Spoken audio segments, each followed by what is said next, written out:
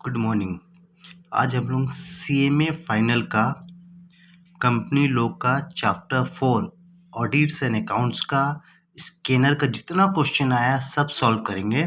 उससे पहले मैं एक बेसिक्स फंडा दे देना चाहता हूँ, फिनेंशियल स्टेटमेंट क्या होता है। देखिए, सबसे पहले मैं पढ़ा रहा हूँ financial statement of companies includes section 129 में बोला गया है कि फिनेंशियल स्टेटमेंट में क्या क्या इंक्लूड्स होता है। देखिए, सबसे पहले लिखा है बैलेंस शीट ऑफ कंपनी का बैलेंस शीट इंक्लूड होगा।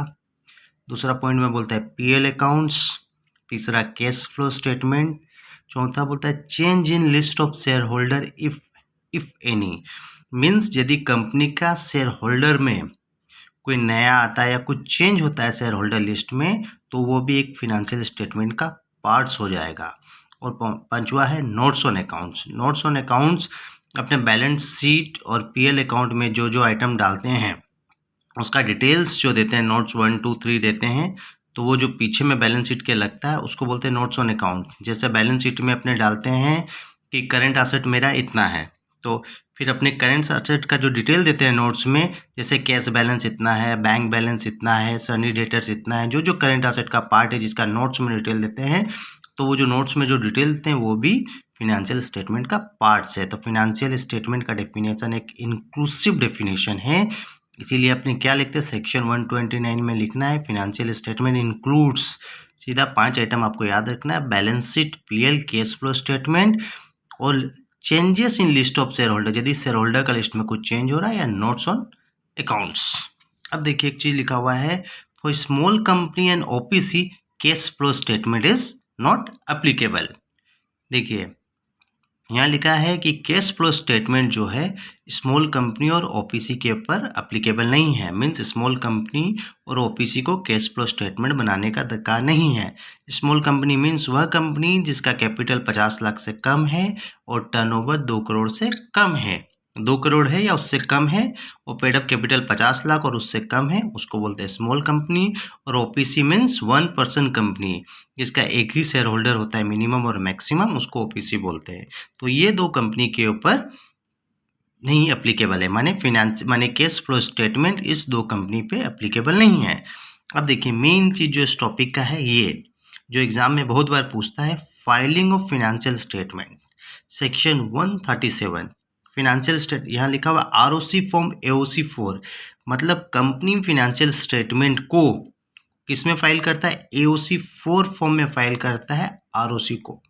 ठीक है, अब देखिए प्रोविजन में क्या लिखा है, मैं आपको दिखा रहा हूँ, आगे देखिए, खुद पढ़िए फिर मैं बताता हूँ। देखिए प्रोविजन में क्या लिखा है, एक copy of the financial statement including consolidated financial statement shall be filed with registrar within 30 days of the AGM, annual general meeting. Means क्या बोलना चाहता है, कंपनी अपना फिनेंशियल स्टेटमेंट को आरओसी रजिस्टर्ड ऑफ कंपनी में 30 दिन के अंदर फाइल करता है। कहाँ से 30 दिन में, जब कंपनी का एनुअल जनरल मीटिंग होगा, एनुअल जनरल मीटिंग जब होता है वहाँ से 30 दिन के अंदर कंपनी को अपना फिनेंशियल स्टेटमेंट आरओसी को फाइल करना पड़ता है। अब देखिए, एक चीज़ और लिखा है, financial statement including consolidated financial statement. Consolidated financial statement means financial statement of subsidiary company और होल्डिंग कंपनी। यदि कंपनी का कोई सब्सिडरी होगा या होल्डिंग कंपनी होगा तो उसको मिला के भी एक तो फिनेंशियल स्टेटमेंट बनेगा तीनों कंपनी का, माने स्टैंड अलोन कंपनी जो खुद कंपनी है, प्लस उसका सब्सिडरी होगा तो सब्सिडरी कंपनी का, और उसका होल्डिंग होगा, तो तीनों का मिला के एक तो फिनेंशियल स्टेटमेंट बनेगा, उसको बोलते हैं कंसोलिडेटेड फिनेंशियल स्टेटमेंट। देखिए, फाइलिंग ऑफ फिनेंशियल स्टेटमेंट में आपको ये जानना है कि कंपनी अपना फिनेंशियल स्टेटमेंट आरओसी को फाइल करता है, रजिस्ट्रार ऑफ कंपनी को फाइल करता है within 30 days of the date of AGM, means company का जिस दिन एजीएम होगा वहां से 30 दिन के अंदर कंपनी फॉर्म एओसी 4 में आरओसी को अपना फिनेंशियल स्टेटमेंट फाइल कर देगा, मतलब balance sheet, PL accounts, notes वगैरह आरओसी को फाइल कर देगा। अब एक प्रोविजन बोलता है डिले फाइलिंग, इसमें डिले फाइलिंग में बोलना चाहता है, देखिए डिले फाइलिंग में बोलना चाहता है कि कंपनी 30 दिन के अंदर एजीएम में फाइल नहीं कर पाया, जिस दिन एजीएम हुआ वहाँ से 30 दिन के अंदर यदि आरओसी में नहीं फाइल करते हैं तो लेट से फाइल कर सकते हैं। मतलब 30 दिन की जगह 40 दिन हो गया तो 10 दिन लेट से कंपनी फाइल कर सकता है, लेकिन उसके लिए कुछ फाइन लगेगा। मतलब डिले फाइलिंग मीन्स कुछ फाइन दे के कंपनी लेट से फाइल कर सकता है। प्रोविजन क्या लिखा है, in case delay in filing of financial statement additional fine of ₹100 for each day is applicable subject to maximum of ₹10 lakh. Means यदि कंपनी लेट से फिनेंशियल स्टेटमेंट फाइल करना चाह रहा है आरओसी को कर सकता है, मैंने 30 दिन के बियॉन्ड भी करना चाह रहा है तो कर सकता है। उसके लिए कंपनी को ईच डे का ₹100 फाइन देना पड़ेगा, और ये फाइन मैक्सिमम कहाँ तक जा सकता है, 10 लाख। कंपनी मैक्सिमम फाइन कितना दे सकता है, 10 लाख, उससे ज़्यादा नहीं। मतलब जब सपोज एग्जांपल ले रहे हैं, कंपनी को 30 दिन के अंदर फिनेंशियल स्टेटमेंट फाइल करना था, कंपनी यहाँ 40 दिन में कर रहा है, तो 10 दिन लेट से किया तो 10 दिन का कंपनी को फाइन देना पड़ेगा। देखिए 10 दिन का कंपनी को फाइन देना पड़ेगा, मतलब ₹100 करके 10 दिन का कितना होगा, ₹1000। तो इसका मतलब क्या है, कंपनी अपना फिनेंशियल स्टेटमेंट लेट से भी फाइल कर सकता है आरओसी को, आरओसी मतलब रजिस्ट्रार ऑफ कंपनी को, पर उसके लिए फाइन देना पड़ता है कंपनी को। कितना फाइन देना पड़ता है, ₹100 पर डे, पर मैक्सिमम कंपनी को 10 लाख तक फाइन देना पड़ सकता है। अब देखिए एक प्रोविजन है, if filing not done means company यदि फिनेंशियल स्टेटमेंट को लेट से भी फाइल नहीं करता है आरओसी को, मीन्स कंपनी को 30 दिन के, जब एजीएम होता है वहाँ से 30 दिन के अंदर फाइल करना चाहिए था आरओसी को, कंपनी फाइल ही नहीं किया अभी तक, तो क्या हो सकता है, if AOC 4 is not filed to ROC then MD CFO या डायरेक्टर पे fine ₹1 lakh plus ₹100 for each day subject to maximum 5 lakh. क्या बोलना चाह रहा है, देखिए यदि एओसी 4 आरओसी को फाइल नहीं होता है, फिनेंशियल स्टेटमेंट आरओसी को फाइल ही नहीं हुआ, तब कंपनी का एमडी सीएफओ डायरेक्टर को कुछ फाइन देना पड़ेगा। वो फाइन होगा ₹1 लाख प्लस ₹100 ईच डे, माने जितना दिन कंपनी डिले किया है, जब एकदम लेट से फाइल करेगा जितना दिन डिले होगा पर डे का ₹100 करके लगेगा, लेकिन मैक्सिमम कितना लगा सकता है, ₹5 लाख ले सकता है। ठीक है, और कंपनी को कितना फाइन देना पड़ता है, एक कंपनी पे fine of ₹1000 for each day subject to maximum 10 lakh. Company को ₹1000 करके फाइन देना पड़ेगा एक दिन का, प्लस मैक्सिमम 10 लाख तक कंपनी से लिया जा सकता है। मीन्स क्या होगा, यदि कोई कंपनी फिनेंशियल स्टेटमेंट आरओसी को फाइल नहीं करता है तो आरओसी उसको पेनल्टी का चिट्ठी भेज देगा, उसका डायरेक्टर को भेज देगा, एमडी को भेज देगा, सीएफओ को, यदि कंपनी में एमडी है तो एमडी को भेजेगा, एमडी नहीं हो तो सीएफओ होगा, सीएफओ नहीं होगा तो डायरेक्टर होगा उस कंपनी में, तो तीनों होगा तो तीनों को भी भेज देगा, और उन लोगों को फाइन देना पड़ेगा ₹1 लाख, मान ₹1 लाख प्लस जितना दिन डिले होगा ₹100 करके ईच डे का, और कंपनी को चिट्ठी बोलेगा कि तुम ₹1000 पर डे फाइन दो, लेकिन मैक्सिमम कंपनी से कितना फाइन ले सकता है, 10 लाख तक ले सकता है। देखिए एग्जाम में क्वेश्चन आया, मैं उसके जूम कर रहा हूँ, उसको आप पढ़िए, फिर मैं भी आपको समझाता हूँ। देखिए एग्जाम में क्वेश्चन आया है, explain the law under companies act 2013 for filing of financial statement with ROC and explain if financial statement is not filed within 11 or 12 months from the date of AGM। देखिए question में ये बोलना चाहता है कि company लोग का filing of financial statement का प्रोविजन क्या है वो समझाइए, और यदि फिनेंशियल स्टेटमेंट 11 महीना या 12 महीना तक भी फाइल नहीं होता है एजीएम से 30 दिन के अंदर कर देना चाहिए, लेकिन 11 महीना या 12 महीना तक भी नहीं हुआ तो क्या होगा। देखिए सबसे पहले अपने बेसिक प्रोविजन लिख देंगे कि कंपनी को financial statement including consolidated financial statement, यदि सब्सिडियरी होल्डिंग कंपनी होगा तो उसका कंसोलिडेटेड फिनेंशियल स्टेटमेंट भी फाइल होगा।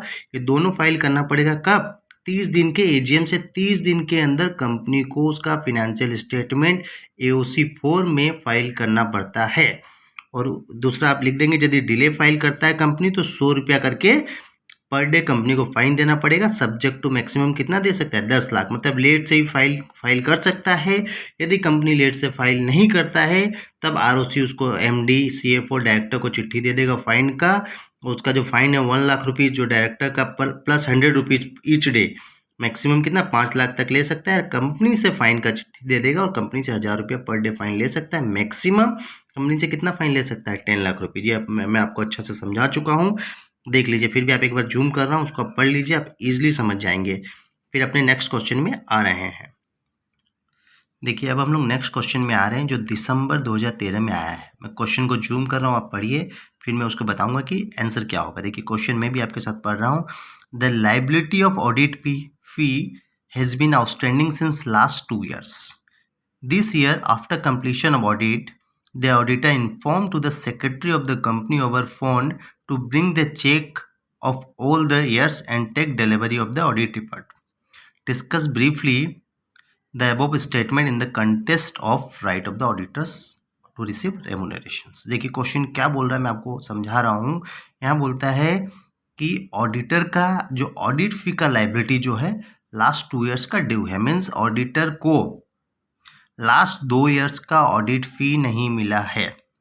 ऑडिटर जो ऑडिट किया था उसका लास्ट 2 years का ऑडिट फी नहीं मिला है, और इस साल का ऑडिट जब कंप्लीट होने वाला है तब ऑडिटर्स उसका कंपनी सेक्रेटरी को बोलता है फ़ोन में कि आप ऑडिट रिपोर्ट हमसे लेने आ जाइएगा। आप पुराना 3 साल का मतलब लास्ट 2 साल का प्लस इस साल का जो ऑडिट फी होता है उसका चेक ला दीजिए और हमसे ऑडिट रिपोर्ट ले जाइए। इसके इस क्वेश्चन में हमको ये बताना है कि ये जो राइट है ऑडिटर्स का ये सही है या गलत है। चीज़ को समझिए। क्वेश्चन को मैं जूम कर रहा हूँ, अच्छा से समझिए। क्वेश्चन में सीधा सा यही बोलना चाह रहा है कि ऑडिटर का लास्ट 2 साल का फीस ड्यू था, और इस साल का ऑडिट जब कंप्लीट हुआ तब ऑडिटर कंपनी सेक्रेटरी को बोलता है कि 3 साल का चेक ले आइए और अपना ऑडिट रिपोर्ट ले जाइए। इसके कंटेस्ट में अपने को बताना है कि जो ऑडिटर का राइट था वो सही है या गलत है। देखिए मैं आंसर को एक बार जूम कर रहा हूँ, आप पढ़िए, फिर मैं आपको समझाना चाहता हूँ, जो चीज़ समझाऊंगा। देखिए प्रोविजन में क्या बोलता है, and auditor has right to receive his remuneration after completing his work, that is submission of audit report. ठीक है, मीन्स ये बोलना चाहता है कि ऑडिटर का राइट है रेम्यूनरेशन रिसीव करने का, बट वो राइट कब एग्जिस्ट करता है, जब वो अपना काम ख़त्म कर लेता है और क्लाइंट को ऑडिट रिपोर्ट दे देता है। ऑडिटर का राइट कब बनता है रेम्यूनरेशन लेने का, जब वो अपना काम कंप्लीट कर देता है और क्लाइंट को ऑडिट रिपोर्ट दे देता है। पर कुछ केस में द ऑडिटर में also recover his fee on progressive basis. Means progressive basis मतलब जितना काम कंप्लीट किया उसके परसेंटेज बेसिस में वो फीस ले सकता है, लेकिन इसके लिए पहले से एग्रीमेंट होना चाहिए क्लाइंट के साथ। यहाँ कोई एग्रीमेंट नहीं है क्लाइंट के साथ, तो यहाँ पर क्या होगा, ऑडिटर जब अपना काम ख़त्म करेगा, जब क्लाइंट को ऑडिट रिपोर्ट देगा, उसके बाद अपना रेम्यूनरेशन मांग सकता है। अब आगे देखिए क्या लिखा है, in this case auditor cannot say to his client to pay fees before receiving his audit report. ठीक है, ये बोलना चाहता है यह केस में ऑडिटर क्लाइंट को बोल नहीं सकता है कि आप मेरे को फीस पहले दीजिए ऑडिट रिपोर्ट लेने से पहले। मीन्स ऑडिटर ये जो बोल रहा है कि क्लाइंट को कि मेरे को फीस दे दीजिए ऑडिट रिपोर्ट लेने से पहले, लेकिन रूल्स के हिसाब से ऑडिटर का रेम्यूनरेशन कब बनता है, जब ऑडिटर अपना ऑडिट रिपोर्ट दे देता है। इसलिए इन दिस केस ऑडिटर कैनॉट से, इस केस में ऑडिटर क्लाइंट को ये बोल नहीं सकता है कि आप हमको रिपोर्ट देने से पहले फीस दे दीजिए। माने रूल्स क्या बोलता है, ऑडिटर अपना जब रिपोर्ट दे देगा उसके बाद ही वह फीस ले सकता है। तो यहाँ जो ऑडिटर पहले फीस मांग रहा है वो गलत है। अब क्या होगा देखिए, for previous year fees auditor may file a complain in court for non payment of fees but after submitting audit report. देखिए ये हो सकता है जो ऑडिटर का पुराना 2 साल का फीस बाकी है उसके लिए ऑडिटर एक कंप्लेन फाइल कर सकता है कोर्ट में कि मेरे को पुराना फीस नहीं मिला, लेकिन वो भी कब, जब ऑडिटर अपना ऑडिट रिपोर्ट दे देगा क्लाइंट को। सो सिंपल सा प्रोविजन ये बोला गया है कि ऑडिटर का रेम्यूनरेशन कब बनता है, जब ऑडिटर अपना ऑडिट रिपोर्ट क्लाइंट को दे देगा। इस केस में देखिए क्लाइंट का जो ऑडिट फी 2 साल का बाकी है, ऑडिटर आगे क्लाइंट को 2 साल का ऑडिट रिपोर्ट दे देगा, तब ऑडिटर क्या कर सकता है, मैक्सिमम कोर्ट में कंप्लेन रेज कर सकता है कि इस क्लाइंट से हमको 2 साल का ऑडिट फीस नहीं मिला है, लेकिन वह कब, कि ऑडिटर अपना ऑडिट रिपोर्ट दे देगा। तो मेन चीज़ यही है इस लाइन का कि ऑडिटर का रेम्यूनरेशन कब बनता है, जब वह ऑडिट रिपोर्ट क्लाइंट को दे देता है। इस केस में ऑडिटर ने क्लाइंट को ऑडिट रिपोर्ट नहीं दिया है, पिछला ईयर्स का भी और इस साल का भी, 3 साल का ऑडिट रिपोर्ट नहीं दिया, इसलिए ऑडिटर ऐसा नहीं कर सकता। आगे उसको ऑडिट रिपोर्ट देना पड़ेगा, फिर वह चाहे तो क्लाइंट से जो फीस नहीं मिला है उसके अगेंस्ट केस फाइल कर सकता है कोर्ट में। अब नेक्स्ट क्वेश्चन में आते हैं। देखिए नेक्स्ट क्वेश्चन ये है, define the expression accounting standard within the meaning of Companies Act 2013। Means accounting standard क्या है वह हमें डिफाइन करना है। देखिए मैं प्रोविजन को जूम कर रहा हूँ, आप पढ़िए, जो मेन प्रोविजन है वही चीज़ है। देखिए accounting standard means standard of accounting recommended by the Institute of Chartered Accountant of India under CA Act 1949। Means क्या है अकाउंटिंग स्टैंडर्ड? मीन्स वह अकाउंटिंग स्टैंडर्ड जो रिकमेंड किया गया है। किसके द्वारा रिकमेंड किया गया है? Institute of chartered accountant of India under CA act 1949। And this recommendation, यह जो रिकमेंडेशन किया गया है, this recommendation is examine by national financial reporting authority. यह रिकमेंडेशन को कौन एग्जामिन करेगा? National financial reporting authority. And this is approve, वह एग्जामिन के बाद कौन उसको अप्रूव करेगा? This is approve by central government. Central government, आपको इसमें 3 टर्म याद रखना है अकाउंटिंग स्टैंडर्ड में। Accounting standard means accounting standard recommended by institute of chartered accountant of India.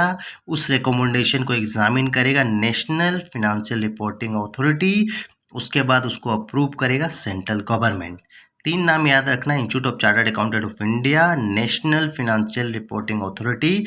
Means accounting standard को रेफर करता है institute of chartered accountant of India, फिर उस रेफर को एग्जामिन करता है national financial reporting authority, and फिर उसको अप्रूव करता है सेंट्रल गवर्नमेंट। 3 वर्ड याद रखना है, ठीक है। मीन्स रेफर किया जाता है institute of chartered accountant of India के द्वारा अंडर CA एक्ट 1949। रेफर होता है institute of chartered accountant of India के द्वारा, एंड एग्जामिन होता है नेशनल फिनेंशियल रिपोर्टिंग अथॉरिटी के द्वारा, एंड अप्रूव होता है सेंट्रल गवर्नमेंट के द्वारा। अब नेक्स्ट क्वेश्चन में आ जाइए। नेक्स्ट क्वेश्चन क्या बोलता है? The auditor of the company refuse to sign on annual account before it sign on behalf of the board examine. देखिए क्वेश्चन में ये बोल रहा है ऑडिटर कि हम एनुअल अकाउंट्स को पहले साइन नहीं करेंगे, पहले आप कंपनी का बोर्ड से एनुअल अकाउंट को साइन करा के लाइए, फिर बोलता है ऑडिटर उसके बाद हम साइन करेंगे, ठीक है। क्या बोल रहा है देखिए, क्वेश्चन को पढ़ लीजिए। The auditor of the company refuse to sign annual accounts before it's sign on behalf of the board examine, ठीक है। मीन्स ऑडिट, सिंपल सा बात है, ऑडिटर यहाँ ये बोल रहा है कि एनुअल अकाउंट्स को पहले कंपनी का बोर्ड ऑफ डायरेक्टर लोग साइन करेगा, उसके बाद एनुअल अकाउंट्स को हम साइन करेंगे, ऑडिटर सेकेंड साइन करेगा, ठीक है। देखिए आंसर देखिए क्या है, मैं जूम कर रहा हूँ, आप देखिए, फिर मैं उसको समझा रहा हूँ। यस ऑडिटर इज राइट, यहाँ ऑडिटर सही है। प्रोविजन क्या है देखिए, देखिए प्रोविजन क्या लिखा है, मैं उसे जूम कर रहा हूँ, पढ़िए। Accounts are presented for audit only after they are approve by the board. Means account जब ऑडिट के लिए आता है, वह अकाउंट्स पहले किसके द्वारा अप्रूव होता है? कंपनी का बोर्ड जो है, बोर्ड ऑफ डायरेक्टर, उस अकाउंट्स को पहले अप्रूव कर देते हैं, उसके बाद अकाउंट्स ऑडिट के लिए आता है। फिर क्या है? Auditor only do examination of accounts and checking accounts records to give opinion on financial statement. क्या होता है? ऑडिटर सिर्फ एग्जामिन करता है अकाउंट्स को और चेक करता है अकाउंटिंग रिकॉर्ड्स, एक तो ओपिनियन देने के लिए फिनेंशियल स्टेटमेंट के ऊपर, ठीक है। In practical the checking of accounts is already completed before accounts are approve by the board. Simple सा बात ये बोलना चाह रहा है, जब अकाउंट्स जो है ऑडिट के लिए आता है ऑडिटर के द्वारा, वह पहले अप्रूव हो जाता है किसके द्वारा? कंपनी का बोर्ड ऑफ डायरेक्टर। मीन्स जब कंपनी अकाउंट्स को ऑडिट के लिए भेजता है, वह अकाउंट्स पहले अप्रूव हो जाता है कंपनी का बोर्ड ऑफ डायरेक्टर के द्वारा। ऑडिटर सिर्फ उस अकाउंट को एग्जामिन करता है एंड चेकिंग करता है उसका रिकॉर्ड्स को एक ओपिनियन फॉर्म करने के लिए फिनेंशियल स्टेटमेंट के ऊपर, ठीक है। ऑडिटर सिर्फ उसको एग्जामिन करता है एंड चेकिंग करता है एक ओपिनियन देने के लिए फिनेंशियल स्टेटमेंट पे, ठीक है। सिंपल सा मीनिंग यही है कि अकाउंट जब आता है ऑडिट के लिए, पहले उसको बोर्ड अप्रूव कर देता है। तो पहले बोर्ड यदि अप्रूव करेगा, अब देखिए क्या लिखता है, आगे देखते हैं, हम पढ़ते हैं। However auditor sign the accounts only after this accounts are sign and approve by the board. Means ये बोलना चाहता है, यदि अकाउंट्स फाइनलाइज हो जाता है और ऑडिटर उसको ऑडिट कर देता है, ऑडिटर एग्जामिन कर लेता है कि फिनेंशियल स्टेटमेंट सब सही है, तो ऑडिटर सबसे पहले बोलेगा कंपनी का बोर्ड को कि आप लोग सही साइन कीजिए। मीन्स कंपनी का 2 डायरेक्टर उस फिनेंशियल स्टेटमेंट को पहले अप्रूव करेगा, उसके बाद ऑडिटर उसको सर्टिफाई करेगा। सिंपल सा बात है। फिनेंशियल स्टेटमेंट पहले अप्रूव करेगा बोर्ड, कंपनी का 2 डायरेक्टर, उसके बाद फिनेंशियल स्टेटमेंट सर्टिफाइड होगा चार्टर्ड अकाउंटेंट के द्वारा। सिंपल सा मीनिंग यही है कि ऑडिटर यहाँ मना कर रहा है कि फिनेंशियल स्टेटमेंट को हम पहले साइन नहीं करेंगे, पहले आप बोर्ड ऑफ डायरेक्टर 2 डायरेक्टर से कम साइन करा के लाइए, फिर हम साइन करेंगे। तो ऑडिटर यहाँ सही है, क्योंकि फिनेंशियल स्टेटमेंट जब ऑडिट के लिए दिया जाता है तो बोर्ड उसको अप्रूव करके देता है, तो बोर्ड से वो अप्रूव होके आता है, ऑडिटर अपना सिर्फ चेकिंग करता है, चेकिंग करने के बाद कंपनी को देता है, कंपनी का डायरेक्टर उसको साइन करेगा, फिर ऑडिटर साइन करेगा। यहाँ ऑडिटर का कंसेप्ट एकदम सही है। अपने नेक्स्ट क्वेश्चन में आ रहे हैं। देखिए, मैं नेक्स्ट क्वेश्चन जूम कर रहा हूँ, पढ़िए, फिर मैं भी पढ़ता हूँ, फिर मैं आपको बताऊंगा कि क्वेश्चन में बोलना क्या चाहता है।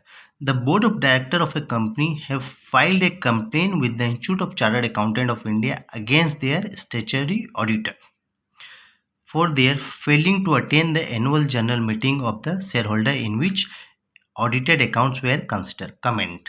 ठीक है, देखिए क्वेश्चन में बोलना चाह रहा है कि कंपनी का बोर्ड ऑफ डायरेक्टर एक कंप्लेन फाइल करता है institute of chartered accountant of India में, इंस्टीट्यूट में एक कंप्लेन फाइल करता है अपने स्टैट्यूटरी ऑडिटर के against.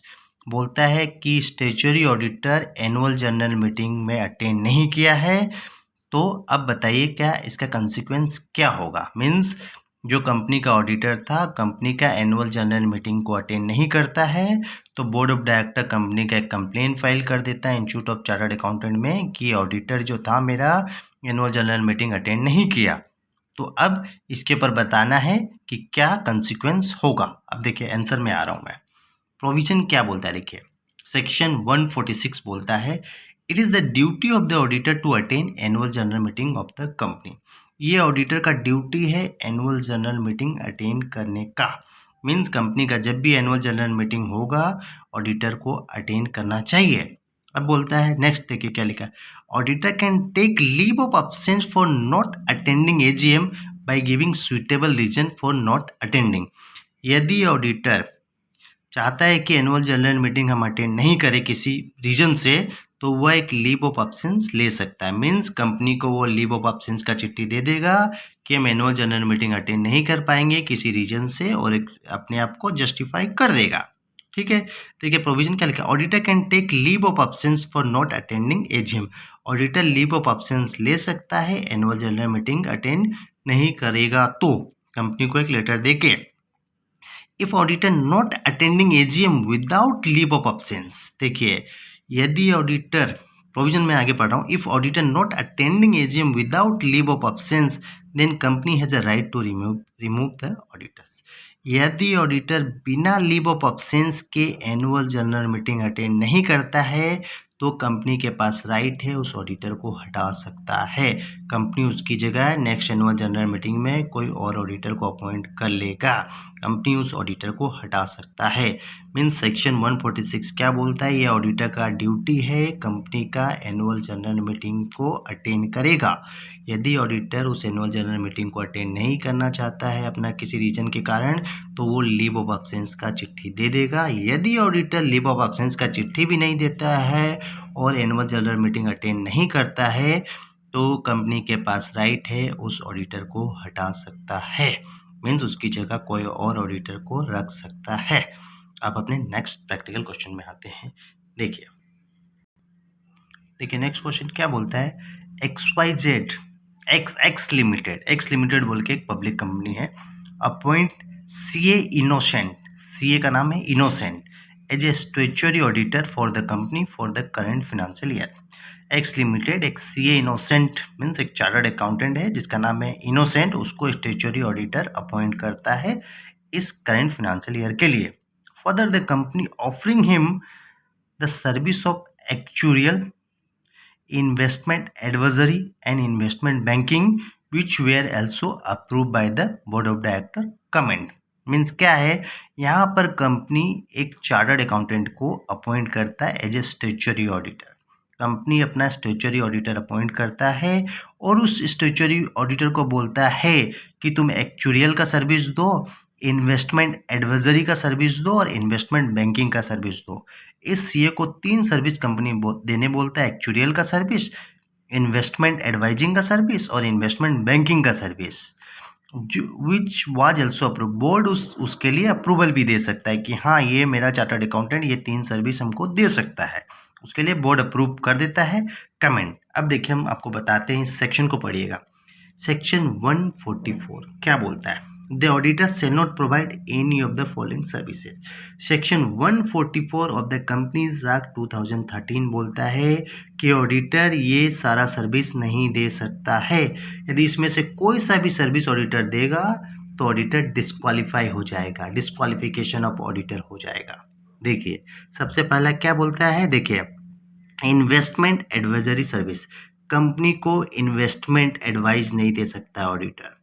Investment banking service, banking related investment service auditor नहीं दे सकता है। मैनेजमेंट सर्विस नहीं दे सकता है। एक्चुरियल सर्विस नहीं दे सकता है। इंटरनल ऑडिट का स्टैट्यूटरी ऑडिटर सर्विस नहीं दे सकता है। फिनांस रिलेटेड सर्विस नहीं दे सकता है। मीन्स ये सारी सर्विस यदि ऑडिटर देगा तो ऑडिटर डिस्क्वालीफाई हो जाएगा। ठीक है, as per the CA act rules, CA act के हिसाब से ऑडिटर डिस्क्वालीफाई हो जाएगा। ये सारी सर्विसेज ऑडिटर नहीं दे सकता, मानी प्रोहिबिटेड है ऑडिटर ये सब सर्विस देने के लिए। ठीक है, समझ में आया? क्योंकि ऑडिटर ही उसका अकाउंट्स को ऑडिट कर रहा है, उसके बाद वही इन्वेस्टमेंट सर्विस देगा, तो ये वैलिड नहीं है लॉ की नेचर में। ठीक है, मीन्स ऑडिटर प्रोहिबिटेड है सब सर्विस देने के लिए। तो क्वेश्चन में फिर से आ रहा है, देखिए कौन कौन सा सर्विस बोला है? Actuarial service, investment advising service और इन्वेस्टमेंट बैंकिंग सर्विस। तो ये तीनों सर्विस प्रोहिबिटेड सर्विस है ऑडिटर की।